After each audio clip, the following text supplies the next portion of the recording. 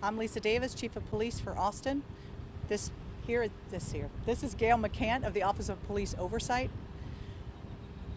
Officers were called here today after multiple 911 calls to the area of a man in a wheelchair with a gun. The gun was displayed multiple times. Officers arrived, and as soon as the initial officer arrived on scene, he was met by a concerned citizen who stated the subject had a gun in his lap. Officers moved a little closer in his vehicle, did see a gun in the man's lap. He put that over the radio. At that time, the subject started up the ramp on the bridge, going away from the officer. The officer was a good 50 to 75 feet away from the subject with his rifle in hand. The subject then turned in his wheelchair, facing the officer, and began moving backward. At that time, the officer gave multiple commands for him to drop the gun. At that point, the subject raised the gun and pointed it at the officer. The officer fired, I believe, 6 rounds. Unfortunately, the subject is deceased, and the weapon that we have recovered was a Glock replica BB gun. Again, a seriously unfortunate incident that no one wants to be involved in. These cops don't want to be involved in these situations.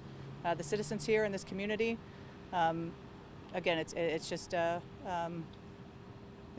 tragic incident. Take a few questions.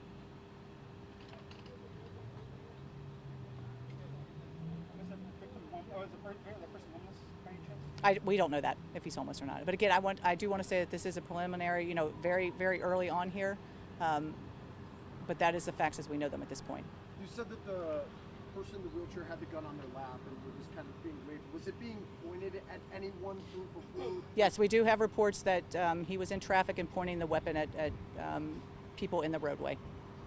I do want to give, again, this is multiple witnesses here that I don't think we have spoken to yet, so I want to give a phone number to ensure that if you have video or if you witnessed this event, that you're able to contact us. So I want to give you the number. Stand by.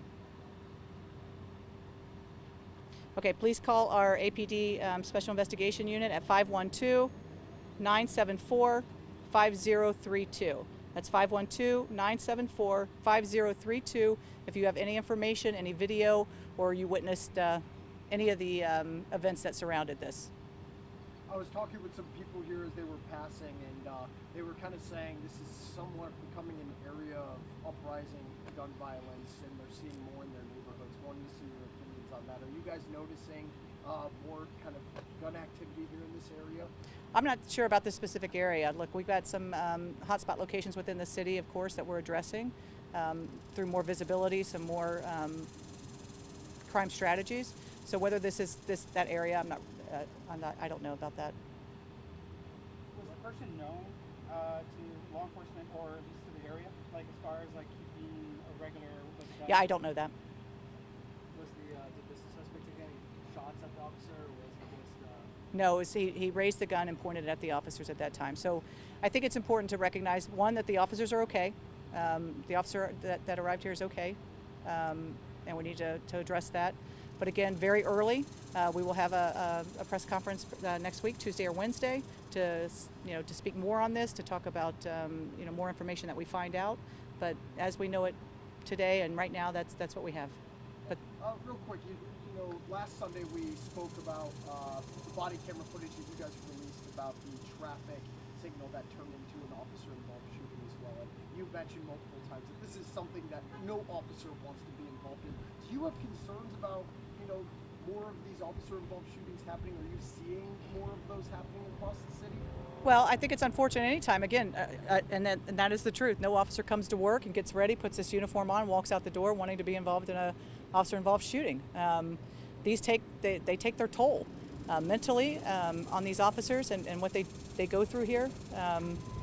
But the thing is, to have a gun and point it at you, there's that's the ramifications of that. So again, I think these are complex issues that absolutely occur in a matter of split seconds, and that's what these officers have to deal with on a daily basis. So I think that's it for questions. Again, we'll talk more on Tuesday or Wednesday. We'll let you guys know when that's going to be. But thank you.